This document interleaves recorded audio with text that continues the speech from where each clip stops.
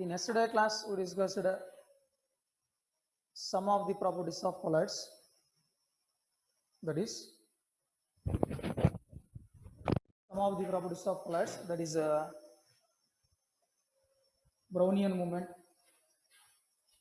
Tyndall effect, color, colligative properties, and a brief description about charge present on the colloidal particles.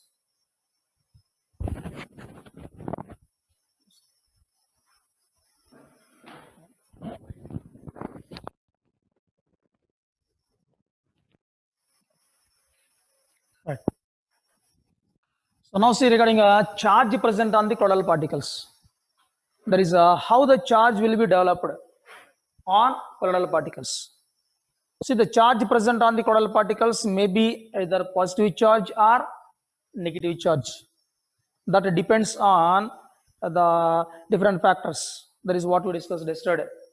The first one is electron capture by solid particles during electrode dispersion method. Second one is preferential adsorption of ions from solutions. And the third one is ionization of surface groups. In that, the most widely accepted one is preferential adsorption of ions from the solutions. Let us see here. I'll give some examples first for positively charged colloids and negatively charged colloids. Here the first one is hydrated metal oxides.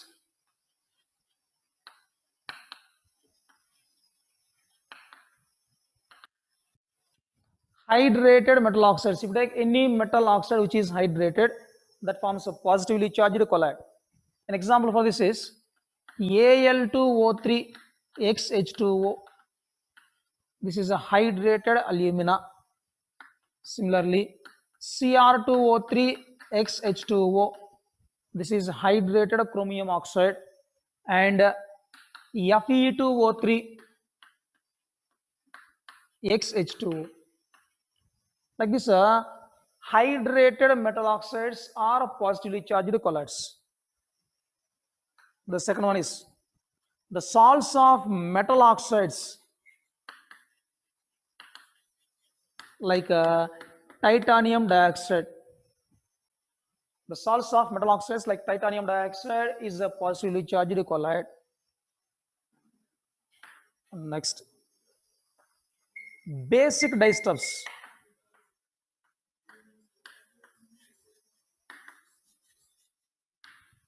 Nothing but dyes which are basic in nature. The basic disturbs like methylene blue.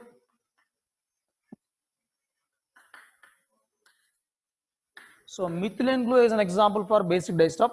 This methylene blue is an example of positively charged colloid. And one more example is blood. Nothing but albuminoids. So blood is an example of positively charged colloid. These are some simple examples which carry the positive charge. See, hydrated metal oxides, basic disturbs like methylene blue, blood. These are some positively charged colloids. Come to negatively charged colloids. Metal salts means the colloidal solutions which are formed by metals. The colloidal solutions which are formed by metals are negatively charged, like gold salt, Au, silver salt, platinum salt. All these metal salts are negatively charged. Metal sulfide salts. Metal sulfide salts means the colloidal solutions formed by metal sulfide salts. See, metal sulfides like cadmium sulfide, As2S3.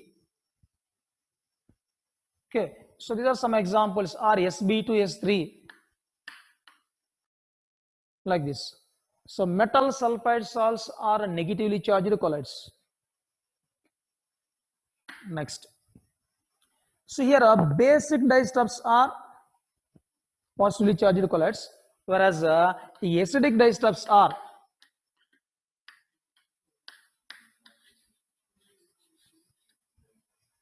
So acidic dye stuff are nothing but negatively charged colloid, like eosin. Eosin is an acidic dye. Congo red, eosin and Congo red, these are the two dyes which are acidic in nature, and these acidic dyes are negatively charged colloids. And one more example, starch. Colloidal solution of starch is negatively charged. Gelatin. Gelatin is an example of negatively charged colloid. Gum, which is a negatively charged colloid. Clay. So starch, gelatin, gum, clay, the colloidal solution of charcoal. So these are all some examples of negatively charged colloids. So like that, the colloidal solutions are classified into two types. One is having positive charge and one more is having a negative charge. These are some simple examples for colloids which possess either positive or negative charge. Now let us see how the charge is developed, either positive charge or negative charge, how it is developed. See, depending on the mode of the preparation of these colloids, the charge present on the colloid depends. Same substance we can convert into either positively charged colloid or negatively charged colloid. Let us see some examples we'll discuss here.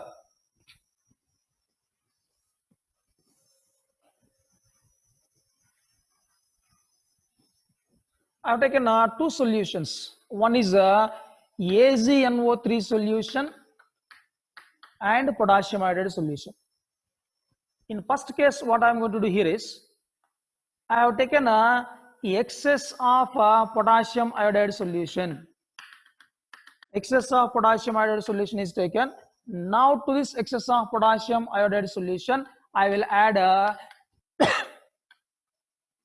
small amount of silver nitrate solution.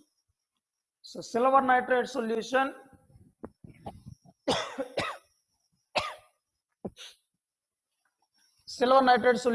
is added to potassium iodide solution. Then what happens? When silver nitrate is added to potassium iodide, Ag plus ions from silver nitrate and I minus ions from potassium iodide get precipitated as silver iodide. So silver iodide get precipitated.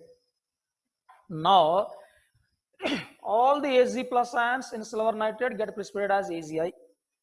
Now the solution contains excess of I minus and K plus. Now among these two ions, the I minus ions get adsorbed here on the surface of silver iodide. See, generally, what is the common ion with that of precipitate? That common ion is most preferably adsorbed on the surface of precipitate. See, here solution contains K plus I minus as well as NO3 minus also. So NO3 minus ions is available, K plus ions is available, as well as I minus ions also available. Out of these three, the common ion with the top AgI is I minus. So this I minus is preferably adsorbed. The ion which is common to the top precipitate is most preferably adsorbed on the surface of the precipitate. Now, due to the adsorption of I minus ions on silver iodide, what is the charge developed here? A negative charge is developed on the surface of particles. So due to the presence of these negatively charged particles, these colloidal particles can repel each other and get dispersed in the solution as silver iodide colloidal particles. Now here we got the colloidal solution with a negative charge. Now let us see with the same solution, I will go for one more method. Now in this case, first I will take a silver nitrate solution. Let us take some excess of silver nitrate solution. Now to this silver nitrate solution, add potassium iodide solution in small quantity. Then here also the I minus ions of potassium iodide, Ag plus ions of silver nitrate will get precipitated as silver iodide, AgI. Silver iodide is precipitated. Now What the remaining ions that are present in solution? K plus ions are present, Az plus ions are present, NO3 minus ions are present, because all iodide ions are precipitated. Now, out of these three ions, what is the common ion with that of AzI? Az plus. And this Az plus ion get adsorbed here on the surface of the precipitate. Since Az plus ions get adsorbed here, the colloidal solution acquires, means the colloidal particle acquires positive charge. And this positive charged colloidal particles repel each other and get dispersed in the solution. So here we are mixing in both the cases the same solution, that is silver nitrate and potassium iodide. But when silver nitrate is added to potassium iodide, we got negatively charged colloid. When potassium iodide is added to silver nitrate, we got positively charged colloid. That means by using the same substance, we can produce either positively charged colloid or negatively charged colloid. That depends upon the method of the preparation of colloid. Take one more example. Ferric chloride salt solution. So, ferric chloride. When ferric chloride is added to hot water, in one case, same ferric chloride is added to sodium hydroxide solution. Two different cases are taken here also. Ferric chloride is added to hot water, ferric chloride added to sodium hydroxide. When ferric chloride is added to hot water, this ferric chloride undergo hydrolysis and forms a ferric hydroxide. This Fe plus 3 ions in the ferric chloride undergo hydrolysis with water and forms a ferric hydroxide, which is known as a hydrated iron oxide, Fe2O3 XH2O. Ferric hydroxide or hydrated ferric oxide. Now, on the surface of this hydrated ferric oxide, Fe plus 3 ions get adsorbed here from the solution. Then what is the charge developed here is positively charged colloid we can get. So when ferric chloride is added to hot water, we can get a positively charged colloid. Now, the same ferric chloride is dissolved in a NaOH solution. When ferric chloride is added to NaOH solution, here also hydrated ferric oxide is get precipitated first, Fe2O3 XH2. Since this ferric chloride is dissolved in excess of NaOH solution, the solution contains excess of OH minus ions. And these OH minus ions get adsorbed on the surface of this precipitate. Since OH minus ions are adsorbed here, we can get a negatively charged colloid. So, from the same substance, ferric chloride, when added to hot water, we got a positively charged colloid. When same ferric chloride is added to concentrated NaOH solution, then we got negatively charged colloid. So here also, from the same substance, we have produced a positive colloid in one case and a negative colloid in another case. So the charge present on the colloidal particles depends on the nature of the preparation of the colloid. From the same substance, we can produce either positively charged colloid or negatively charged colloid in both the cases. So like this, the charge will be developed on the surface of colloidal particles. Then why colloidal solutions are stable? On what basis we can explain? Based on the charge present on the colloidal particles, we can explain. See, here colloidal particle acquire positive charge. This is a positively charged colloid. Take one more positively charged colloidal particle. Like this, if a positively charged colloidal particles approaches each other, they will not get precipitated, because the same charged particles always repel each other.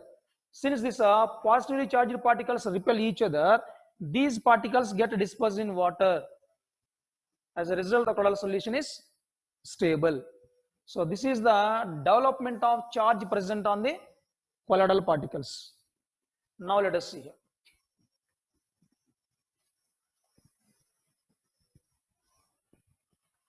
Let's see. Same example I'll take. AgNO3 plus Ki.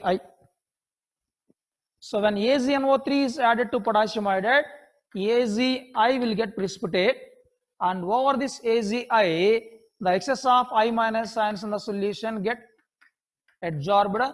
As a result, we can get a negatively charged colloid. That means a negative layer is formed on the surface of this one. This is the layer.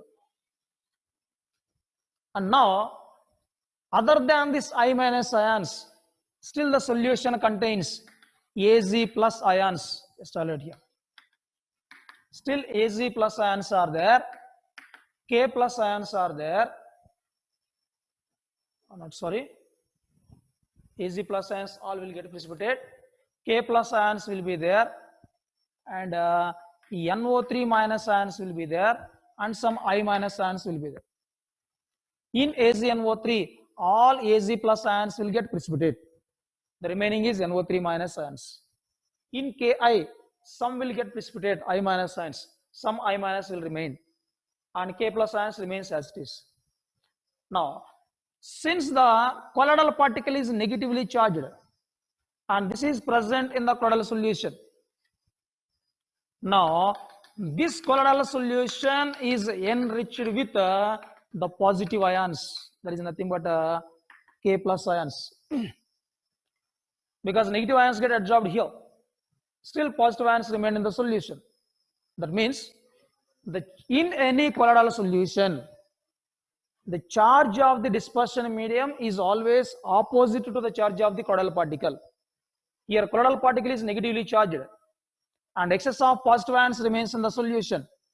As a result, the dispersion medium is enriched with the positive ions and get positively charged. So in any colloidal solution, the charge of the dispersion medium is always opposite to the charge of the colloidal particles.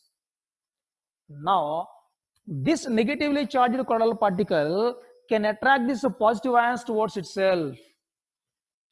As a result, K plus ions are attracted towards this negatively charged layer and forms one more layer of K plus ions here. This is the second layer what is formed here. And here one is negatively charged layer and one more is positively charged layer. And this electrical double layer formed over this precipitate colloidal particle is nothing but called as Helmholtz.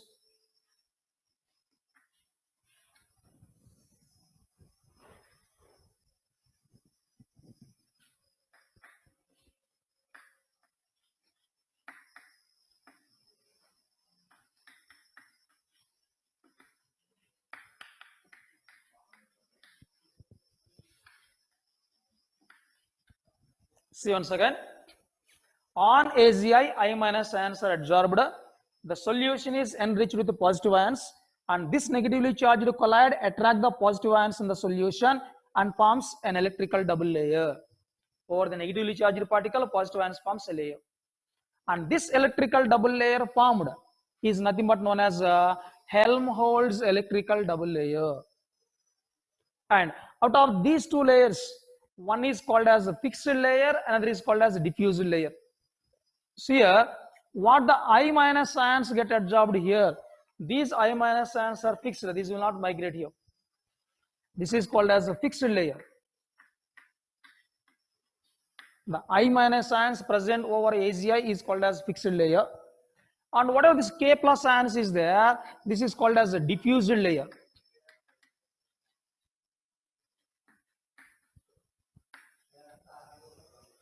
Fixed layer and diffused layer. Why this is called as diffused layer is, the K plus ions layer what is present here, this is not constant, this is variable.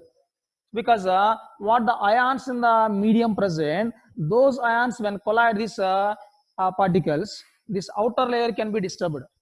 But the first layer remains as it is, no disturbance in this first layer. So the number of ions in the second layer will be variable. That's why this is called as diffused layer. So first layer is called fixed layer, second layer is called as diffused layer, which is a variable layer. Now, since two opposite layers are present here, one is negative layer and one is positive layer, some potential difference will be developed between this negative layer and positive layer, and that potential difference developed between this fixed layer and a diffused layer, that is electrical double layer, okay, is called as electrokinetic potential.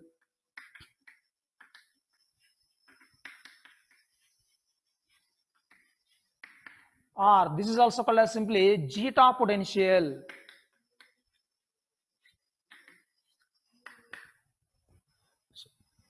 So here between the fixed layer and diffused layer, some potential difference is developed, and that potential difference developed between this fixed layer and diffused layer is nothing but called as electrokinetic potential, or that is also called as zeta potential.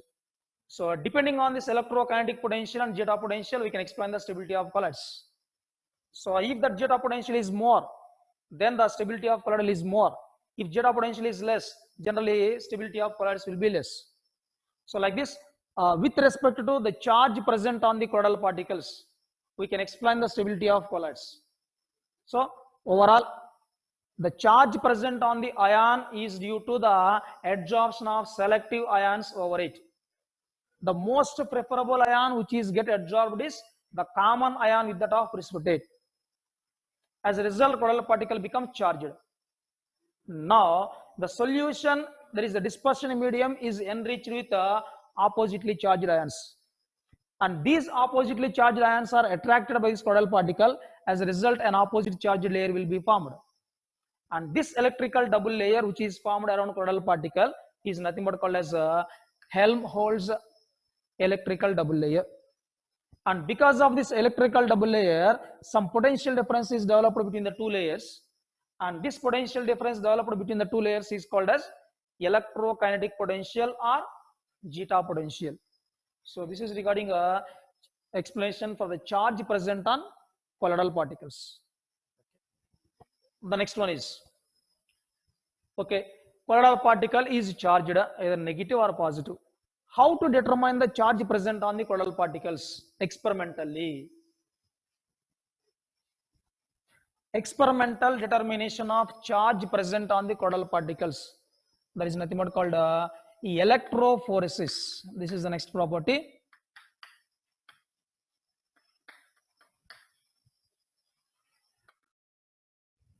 Electrophoresis, and one more term is electroosmosis.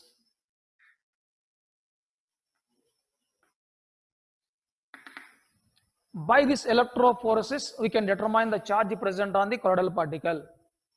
Then what this electrophoresis is? See the description for experiment here is, here first we will take an U-shaped glass tube.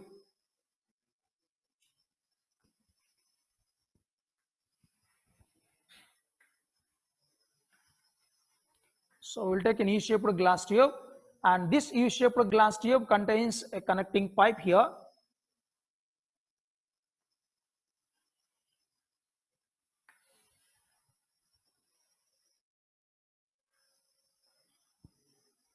Here a stopcock is present. This is stopcock, and now at the from this is a Thiesel funnel here. Here the colloidal solution will be introduced.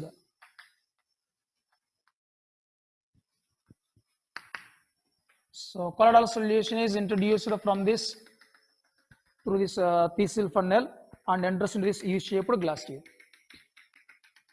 It is completely filled with the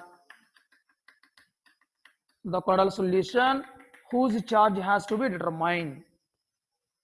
Now, into this U-shaped glass tube, at the two limbs, there is at the two terminals of the U-shaped glass tube, we will introduce two platinum plates. So this is a platinum plate, and this is also a platinum plate here. Two platinum plates are introduced into this. So this is the platinum plate what is introduced here, and this is a platinum plate, and these are connected to the terminals of electrical source. Let it be negative, let it be positive. This is anode and this is cathode. So this is the experimental description. So here we will take an U-shaped glass tube, This is connected to a connecting pipe through which the Cordell solution is introduced into this U-shaped glass tube. At the two terminals of this U-shaped glass tube, we will place two platinum electrodes. So one acts as anode, one acts as cathode. Now, what happens on applying electric field? See, on applying electric field through these electrodes, then we can notice the movement of Cordell particles either towards cathode or towards anode. Now, depending on the movement of these Cordell particles either towards cathode or towards anode, we can determine the charge present on the colloid. For example, if I have taken a AS2S3 salt, arsenic sulfide Cordell solution is taken into this U-shaped glass tube.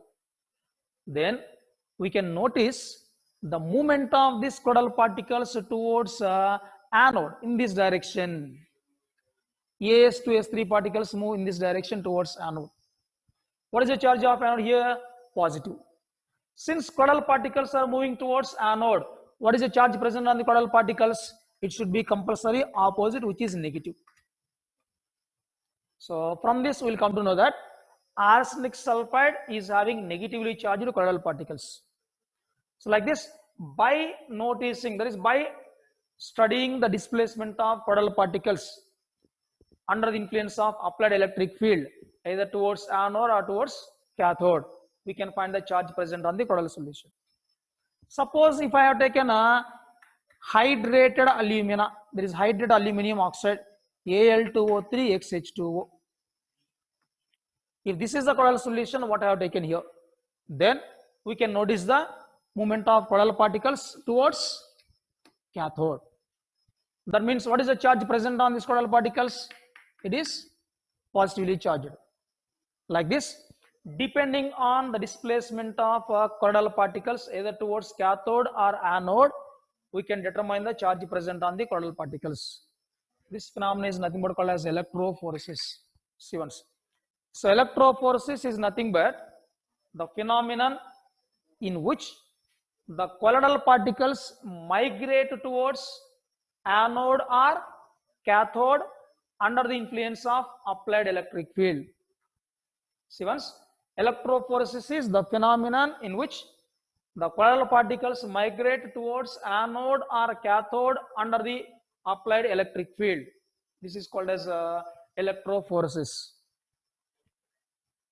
Depending on the direction of the movement of the Cordell particles, we can determine the charge present on Cordell particles.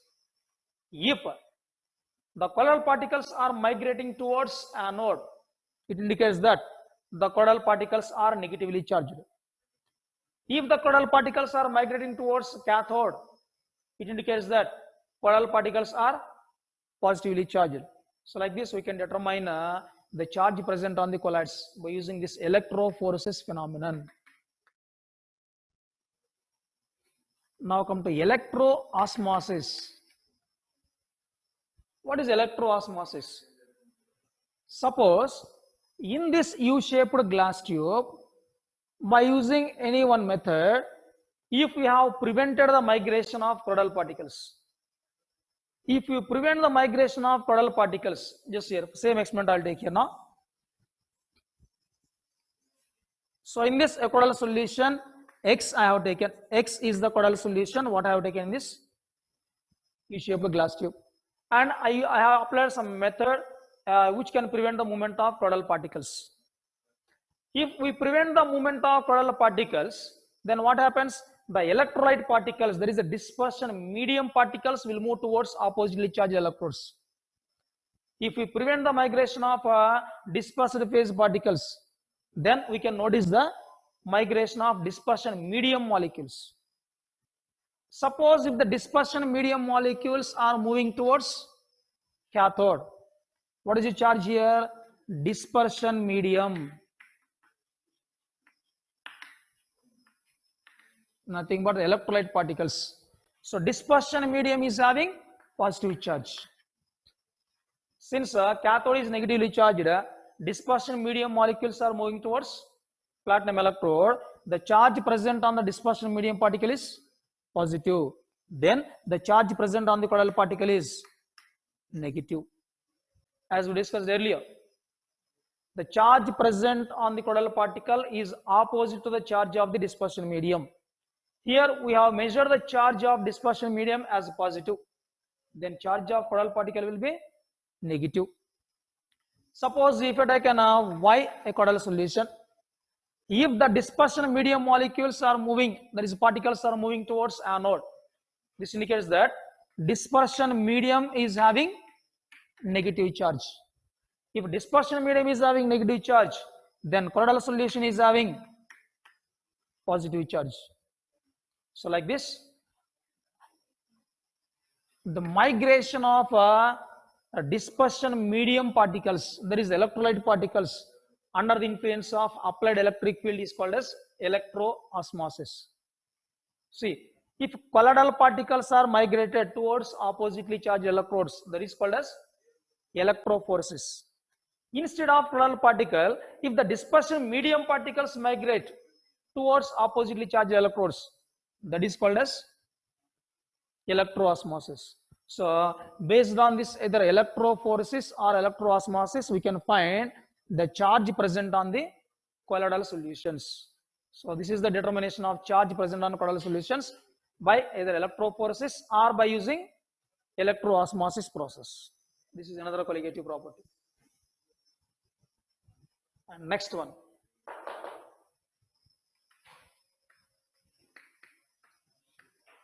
coagulation or precipitation.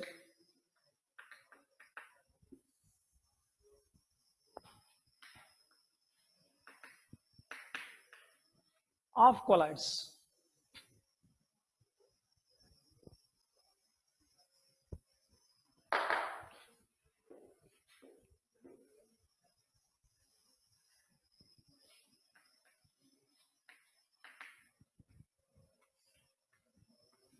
So this is the next property, either coagulation or precipitation of colloidal particles.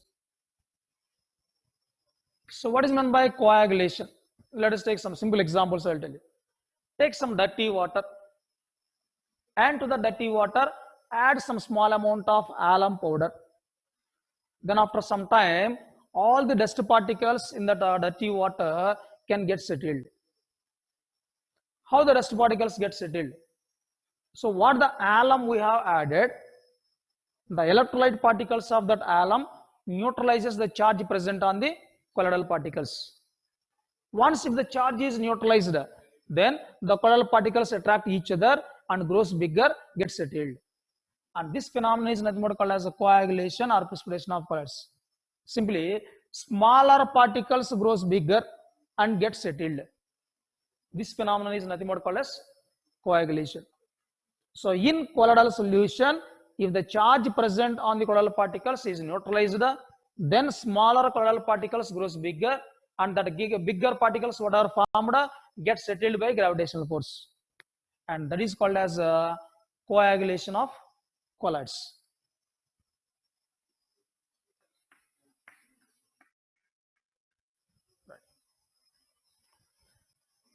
So some examples for coagulation of colloids are nothing but a formation of delta region, electrical precipitation of smoke, clarification of drinking water, precipitation of rubber particles from latex. These are all some examples of coagulation.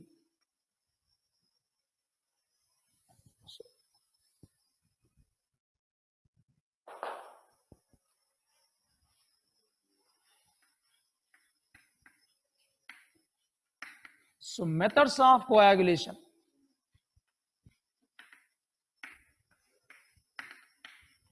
How the coagulation of colloids can be carried out? So coagulation of colloidal particles can be carried out by using some specific methods. In that, the first one is addition of electrolyte.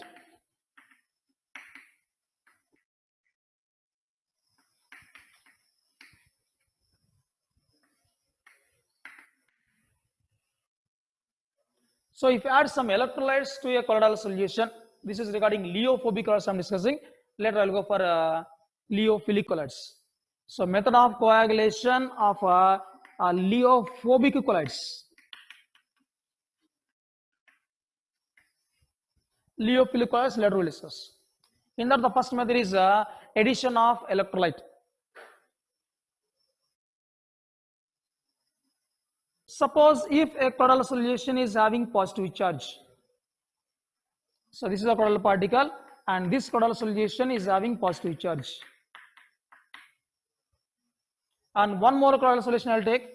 This is another colloidal solution which is having negative charge.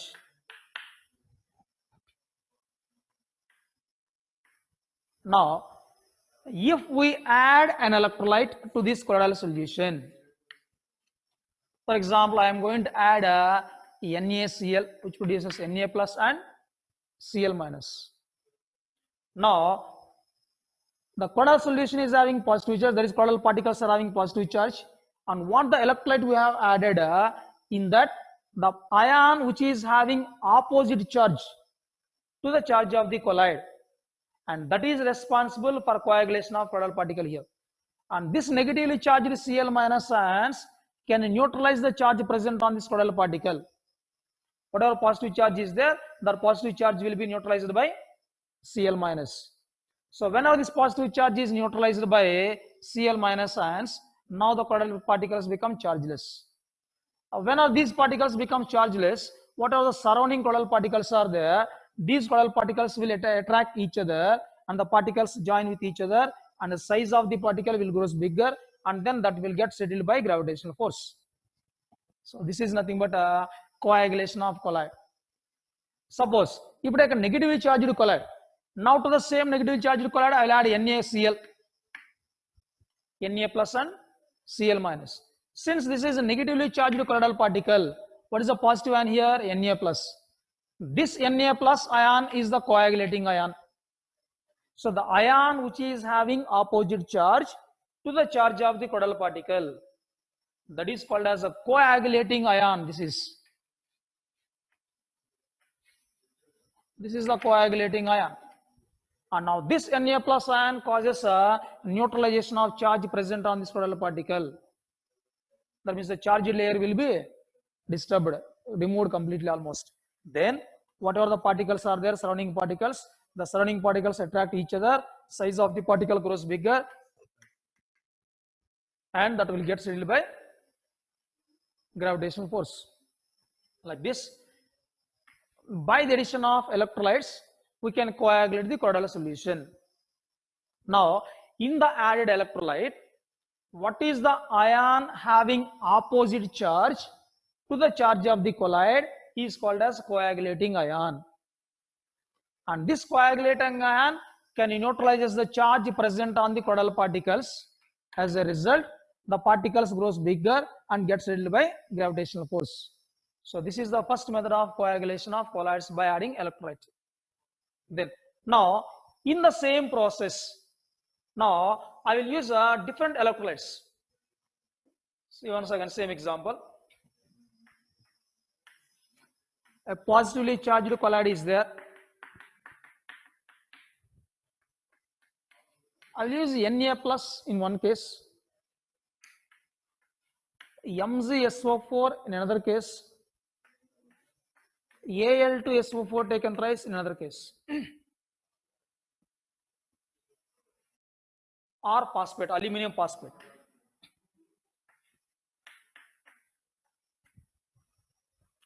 Aluminum phosphate or magnesium phosphate or sodium phosphate, any other. Or let's take Na3PO4 rest, sodium phosphate. So a positively charged colloid is there. To the positively charged colloid, I added a NaCl in one case, MgSO4 in another case, and Na3PO4 in another case. Now, in all these three cases, the precipitating power of these electrolytes is different. The precipitating power, the coagulating power of an ion depends on the charge present on the ion. This we can split as Na plus and Cl minus.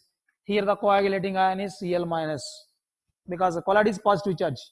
So we require coagulating ion and negative ion. So here coagulating ion is SO4 minus 2. Here coagulating ion is PO4 minus 3. Now out of these, the more effective electrolyte is sodium phosphate. Next to this MgSO4. Next to this NaCl. Why? Because here what is the charge? Minus 3. Here minus 2, minus 1. More the charge present on the active ion, more is its coagulating power, and that is what is called as a Hardy-Schulze rule. Just highlight here.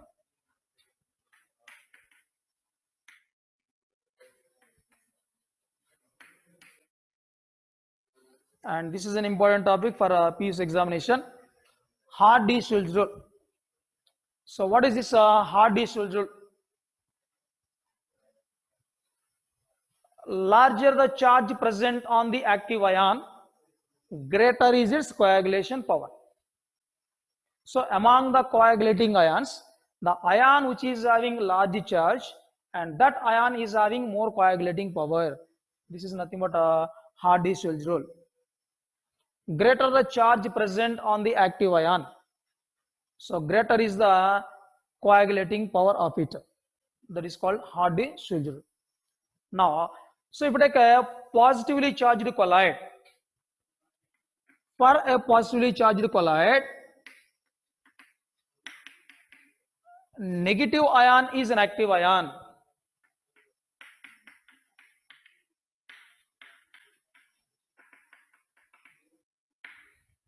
If you take a colloidal solution which is positively charged, and that positively charged colloid can be coagulated by negative ions in the add electrolyte which is active ion.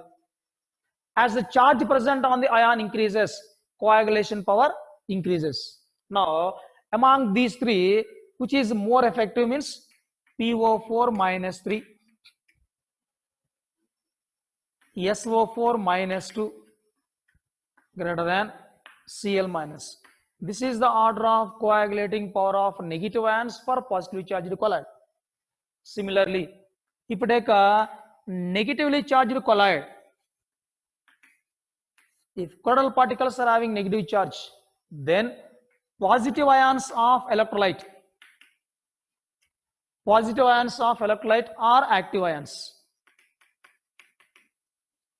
And here also, as the charge present on the ion increases, coagulation power increases. Now if you compare Al plus 3 ion, Mg plus 2 ion, Na plus ion, Al plus 3 greater than Mg plus 2 greater than Na plus. This is the order of coagulation power. So larger the valence of active ion, greater is the coagulation power. This is nothing but called as Hardy-Schulze rule. So based on this, in PUC examination, they're asking some 1 mark questions also. For example, I have taken As2S3 salt, arsenic sulfide colloidal solution is taken. Now, to this arsenic sulfide, I have added NaCl, MgCl2 or MgSO4 and AlCl3. These are the three electrolytes I use for coagulation.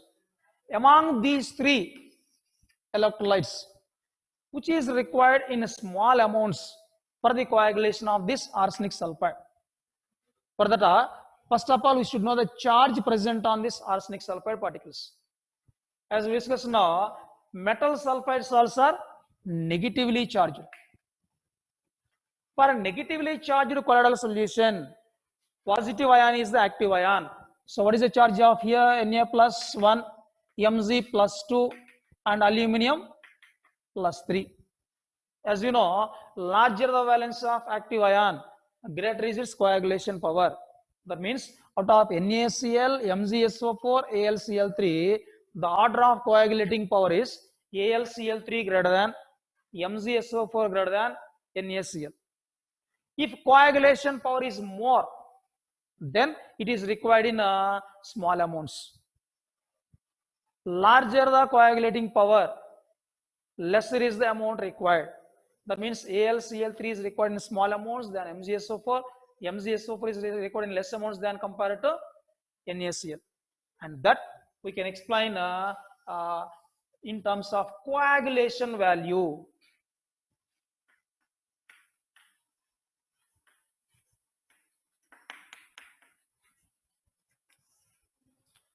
The coagulation power of an electrolyte can be explained based on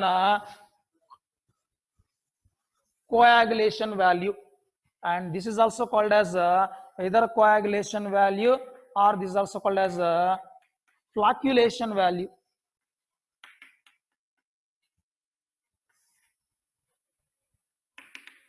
Coagulation value or flocculation value.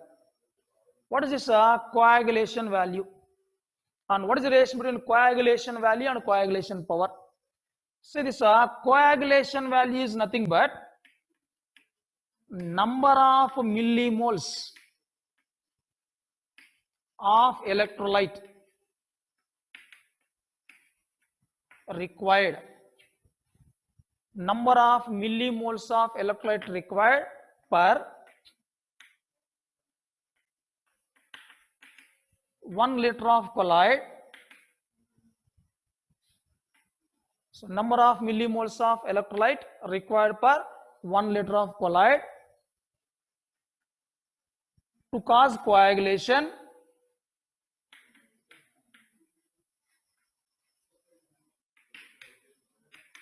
in 2 hours. So if you take 1 liter of colloidal solution, in that 1 liter of colloidal solution, whatever the colloidal particles are there, for coagulating those colloidal particles in 2 hours, how many millimoles of electrolyte is required? That is called as a coagulation value or coagulation flocculation value. The relation between this coagulation value and coagulation power is reciprocal.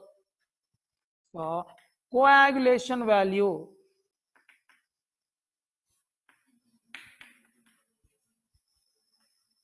is inversely proportional to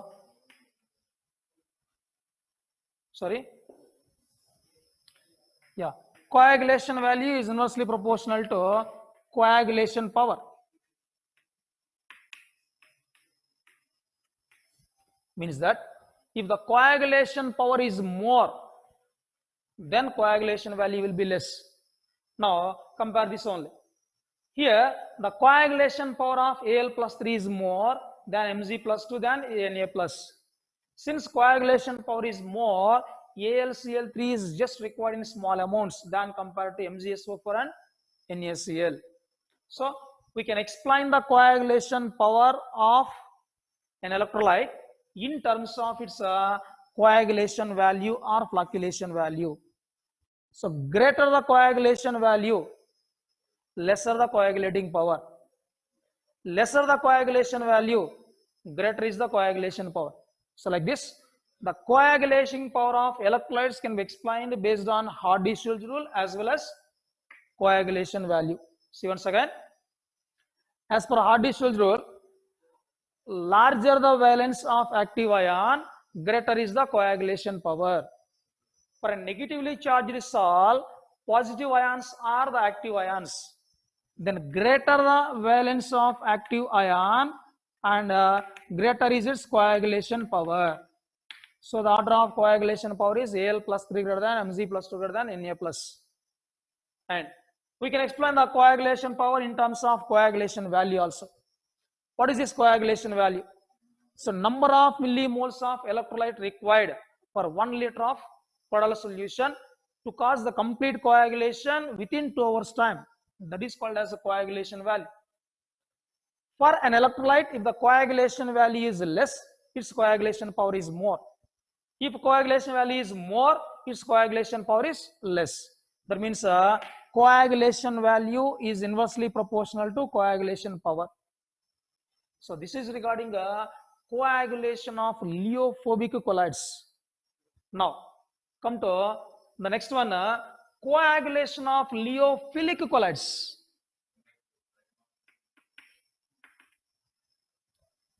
How to coagulate lyophilic colloids? As we discussed in the beginning, there is in the comparison of lyophilic and lyophobic colloids. Lyophilic colloids are more stable than compared to lyophobic colloids. The main cause of the stability of this lyophilic colloids is, one is due to solvation, and the second factor is due to charge. Solvation and charge. So in case of lyophobic colloids, only if a charge get neutralized, the particles undergo coagulation. But in case of lyophilic colloids, these are more stable. The stability of lyophilic colloids is due to, one is solvation and one more is due to charge. So in order to coagulate the lyophilic colloids, we should have to remove the solvation and then we should neutralize the charge. In two stages we can coagulate, by two stages we can coagulate lyophilic colloids. Then come to the first one, solvation or hydration. So in lyophilic colloids, the particles are more extensively solvated. The solvation of colloidal particles can be removed by adding